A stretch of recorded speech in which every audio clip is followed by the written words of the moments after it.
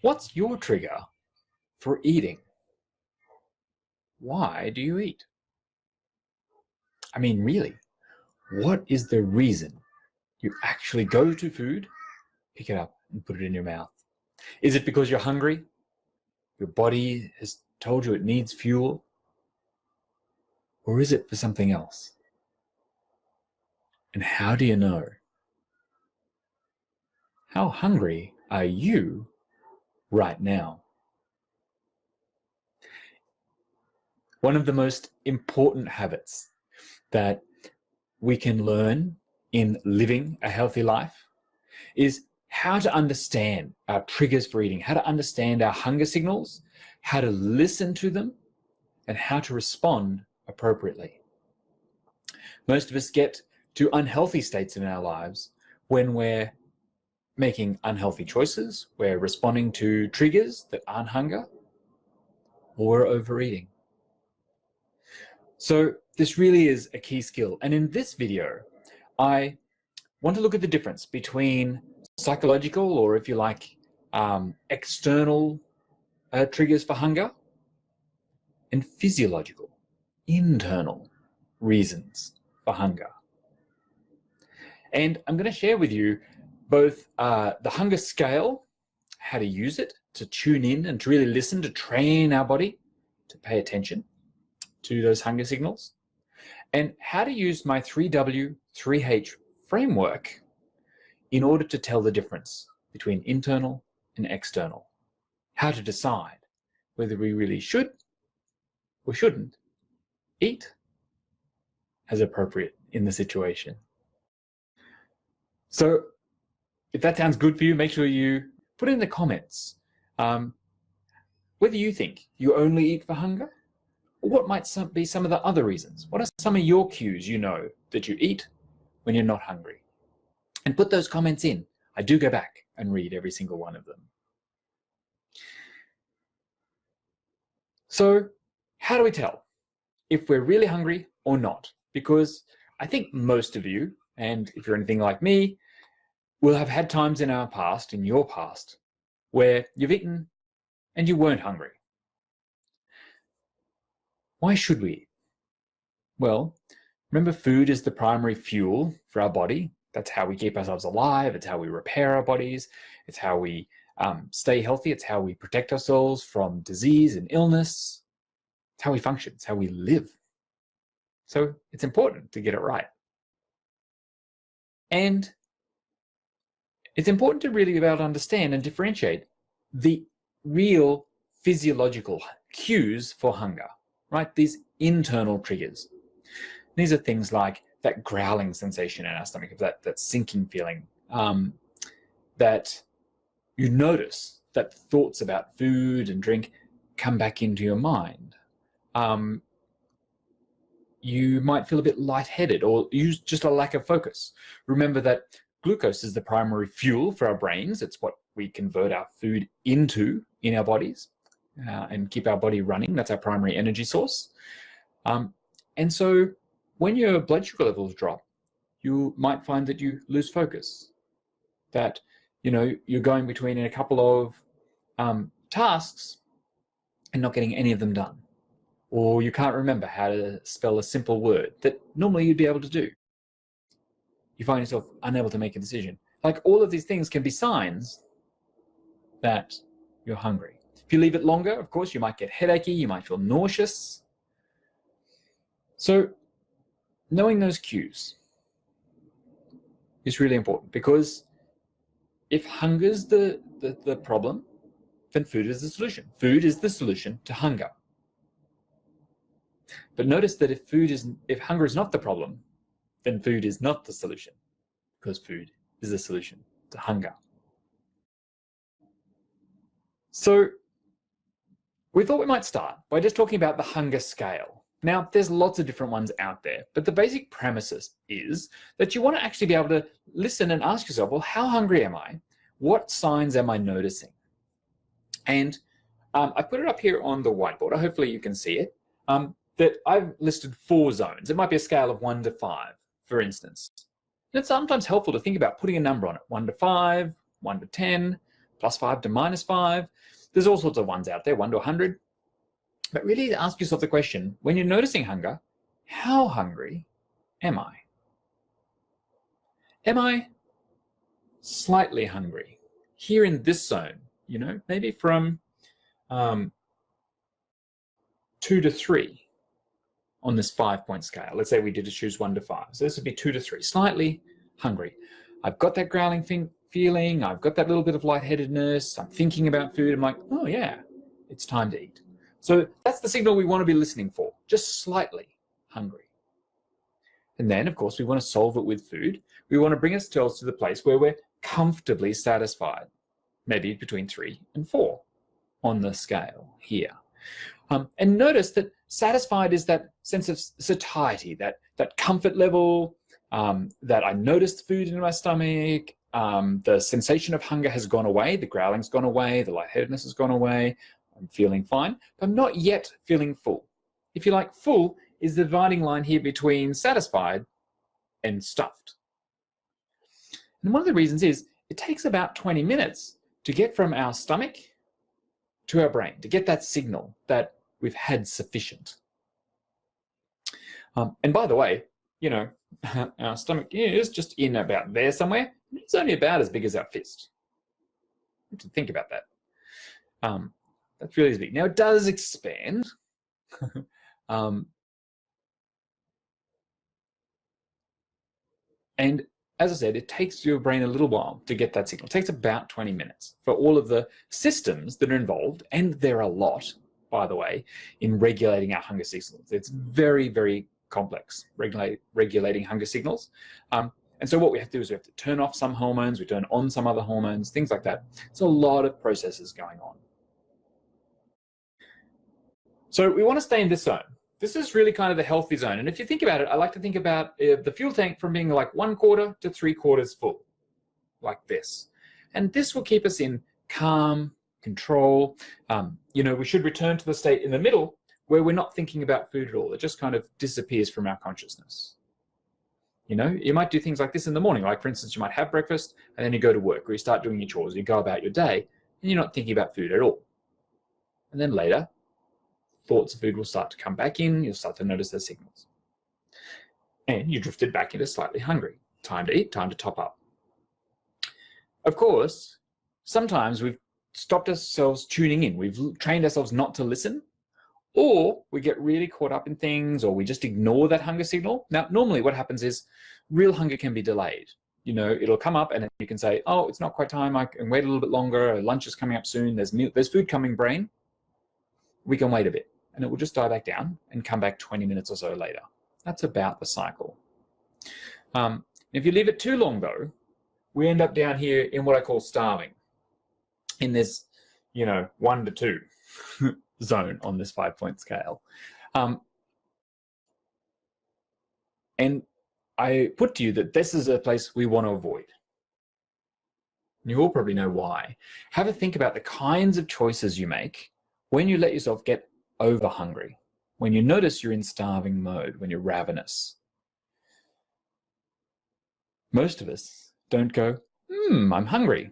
Let me just grab a little healthy snack, make myself a salad, grab some nice protein or something, and I'll have a meal or have a healthy snack, and I'll just top up nice and calmly and confidently. Now, that's what we do in this zone, slightly hungry. When we're starving, though, have you ever noticed what you do? We tend to not care.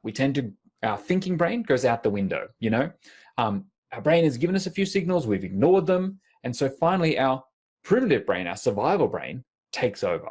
It has a little panic attack and says, oh my God, we're not eating, there's no food around. Look, winter is coming, I've got to stock up for 3 months of famine.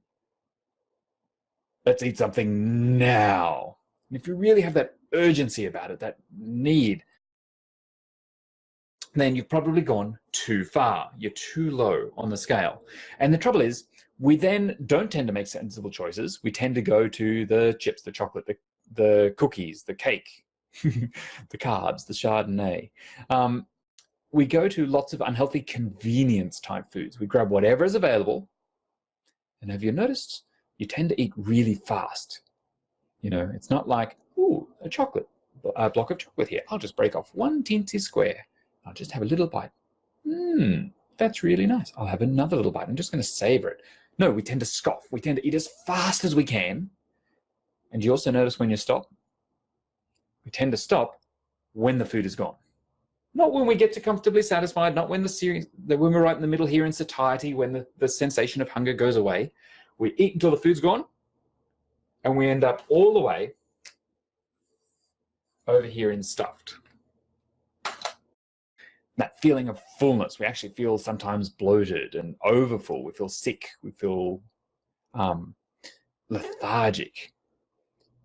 And then often that will trigger a whole heap of other things about us. We'll feel regret and remorse because we know that feeling stuffed, and really it's uncomfortable feeling. Think about how many times you've been overfull. It's really actually unpleasant. And we know that when it comes to living a healthy life, that's simply overeating, taking in more than our body needs. And of course, that stops us from living at our ideal weight, living in a healthy way. So we want to avoid stuffed, and we want to avoid starving because it tends to get us to stuffed. We skip over. We want to stay instead in this healthy zone, from slightly hungry through satiety to satisfied. Just comfortable. But of course, there are lots of other reasons why we might eat. Not just because we've noticed those slightly hungry signals. Think about any time you've not been hungry at all and then looked at the clock and went, oh, morning tea time, I better eat something. Or you've seen something, right? You weren't hungry until it was there. Someone brought out a cake or brought the chocolates by, or you're at a restaurant and you saw someone else's plate coming out. We have visual triggers, right? Even just pictures of food. Perhaps if you've ever been watching any of those reality cooking shows on television, suddenly you find yourself hungry, even though you just ate dinner or you're eating dinner. So visual cues, olfactory cues. Think about walking past the hot bread shop and bread's just been baked. Or, you're off to the hardware store for some timber or some plants, and there's some barbecue going on in the car park. There's onions on the barbecue, sausages sizzling. Even sound, right? Think about steaks sizzling or glasses clinking together. What about associations that we have with certain people or in certain places where we've trained a habit where we're like, oh, I need to be eating right now. Think about our cultural norms where we have to get together with people with food. Come on over for lunch. Let's get together for drinks. Let's go out for dinner. It's almost like we can't get together without food. And by the way, we absolutely can. We could get together for a walk in the park or for a run, or we could just spend time together connecting rather than eating. So think about your external cues. There are a lot of them. There's lots of processes going on. And the trouble is they trick our body into thinking that we're hungry. Including when we're dehydrated, right? The systems that produce the hormone that tell us we're hungry get misfired if we're dehydrated. Our body will give us signals that we need fluids taken in. And after a couple of times, if we keep ignoring it, we don't pay attention, and most of us don't pay attention, then it'll trigger us to eat something instead because it can get some fluid from food. So just be aware that we want to stay hydrated. It's one of the reasons why we want to keep up our water and our fluid intake throughout the day. Thinking about in terms of our metabolism, even if it's gotten to the point where your mouth is dry, you've already slipped into dehydration. Your metabolism is about 95%. You've dropped about 5% already, just in that stage. And the longer you leave it, the worse it gets. So I have a process that I like to use called 3 W's, 3 H's. It's here on the board. And I want to walk you through it because it's a really great decision tree, if you like, to take you through how to tell if this is real internal hunger or if it's external hunger. It's some other reason. Whether I should be eating or not, this situation. And I really encourage everyone to practice this every time you reach for food. Every single time you reach, you want to do a couple of things. Firstly, the 3 W's. And they are water. We just talked about it. We just talked about the importance of solving the thirst, right? Because thirst will disguise itself as hunger. So you want to have some water.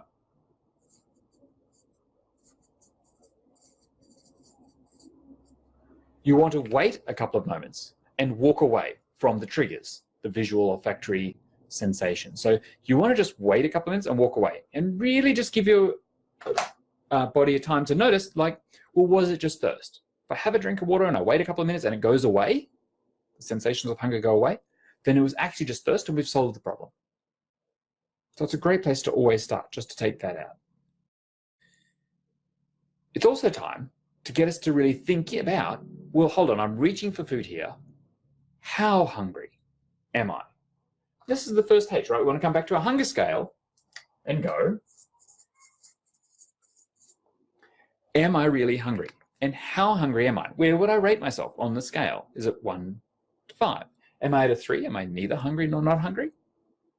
Am I slightly hungry? Am I satisfied? Am I ravenous? Every time you reach, or am I already stuffed? Every time I reach, how hungry am I?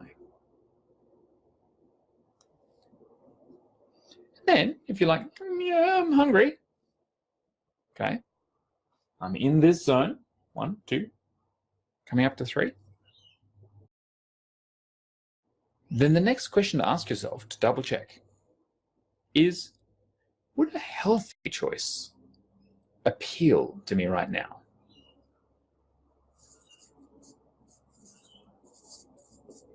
Is the choice I'm about to make healthy? What I love about this question is real physiological hunger will be appeased, will be solved by any healthy food. So if you're thinking, oh yeah, carrot would be nice. Yeah, I could really go a carrot. Some broccoli. Yeah, that'd be fantastic. I could make myself a nice little salad. I could have a chicken breast. I could have a boiled egg. Yeah, they all sound great. What about some chickpeas? Yum. That'd be great. So a range of healthy foods will all be appealing if it's real physiological hunger. Now, individual differences aside, but there'll be a range of foods that are healthy options that you do eat that will all appeal. Good, eat one of those. If you're actually really slightly hungry, then eating a healthy choice is the right thing to do. We're going to do one more step before we get there, but if not, right, and this is one of the ways you tell you're trying to solve something other than hunger. If it's not physiological hunger, it's just an external cue of some reason. Like, for instance, your emotions. This is actually something we didn't talk about before in the external cues, just things like boredom or eating to self-medicate with food, or because you have a particular association with the food and you're trying to make yourself feel good because you're remembering association that was good with that food. So one of the ways to tell is because if it's not physiological hunger, if your body goes, no, carrot will not solve this. I don't want healthy food. I must have a particular thing, right? I have to eat that cake. I have to have some pizza. I need that bread. Whatever it is. If it's a specific food, it's not hunger.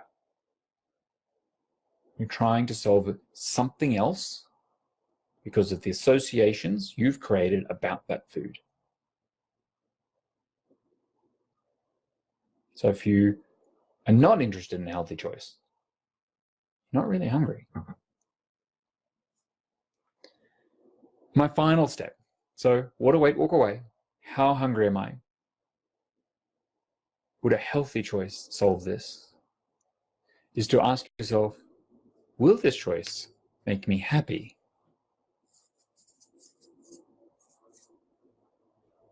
Tomorrow or next week?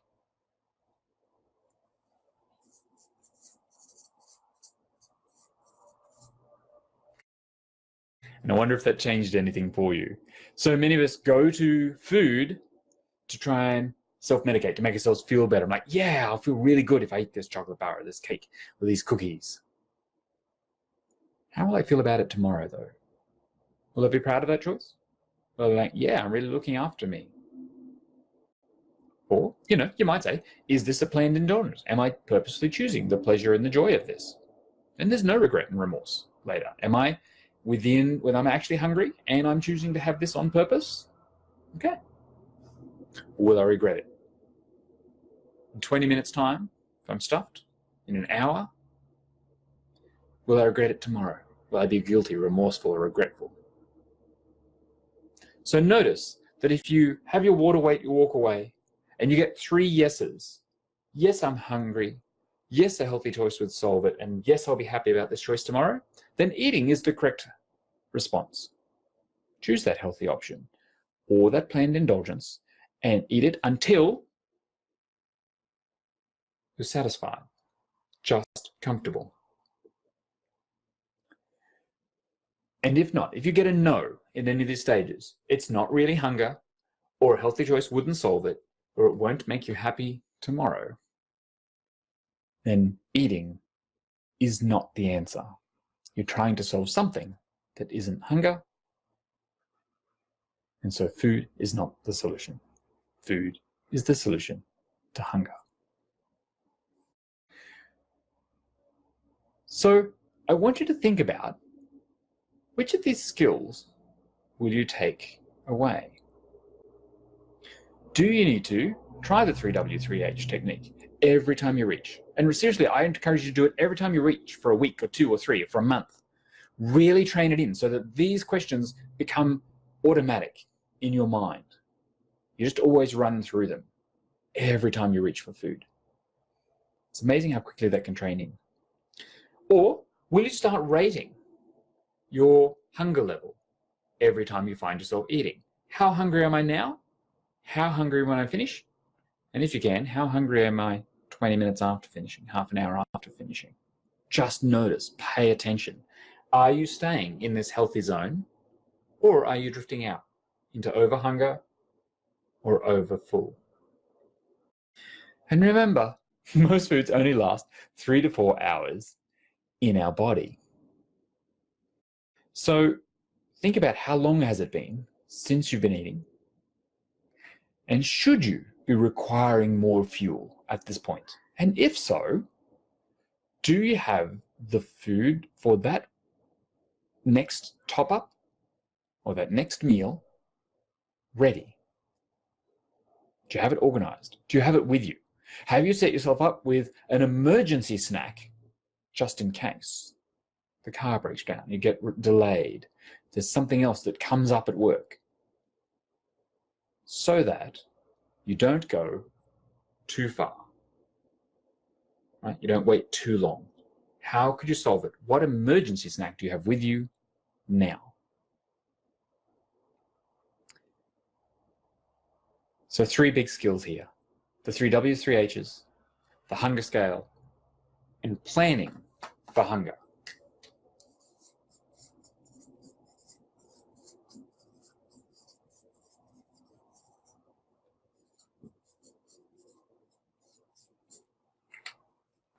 Every 3 to 4 hours. Now, having said that, there will be some people who eat 3 square meals a day or 2 square meals a day, and that's perfectly fine. The periods of fasting are okay, your body's adapted to that, and you don't find yourself ravenous and making poor choices. Now, if that's okay, good. Stick with what works for you. But most people need to train in these regular patterns of hunger and satisfaction. So I'd love to know, what are you going to take away from this video and put into practice? 3 W's, 3 H's, are you going to practice that? Are you going to practice the hunger scale? And deciding, I encourage you to record, write down how hungry you are every time you eat and every time after you eat. Or are you planning ahead to solve that hunger and having it prepped and ready to go just in case? I'd love to know. Please share with me in the comments. Or if there's something I've missed, there's another technique that you enjoy, please share it with everyone. Let me know. Of course, if you're watching the replay or watching live, make sure you give me a like, give me a reaction. I love to know that you're here and that these are valuable for you. So please let me know. And if you're watching on YouTube, don't forget to hit that subscribe bell that button down the bottom so you'll be notified of every video as it becomes live. I want to finish this video today with my favorite quote from Rumi, who says, "There is a voice that doesn't use words. Listen." If we learn how to tune into our body, how to recognize our internal physiological hunger and differentiate it from all of those other triggers, our body will tell us when it is appropriate to eat and how much, if we learn to pay attention. So have fun listening in to your body this week, and I look forward to seeing you again soon. If you want more help transitioning into the life that you want to be living rather than the life that you have, then remember, you can always sign up for a free exploratory coaching session with me on my website. Go to livemorelife.com.au and click on free exploratory session. Fill in the form and I'll be in touch to help you out. Talk to you soon.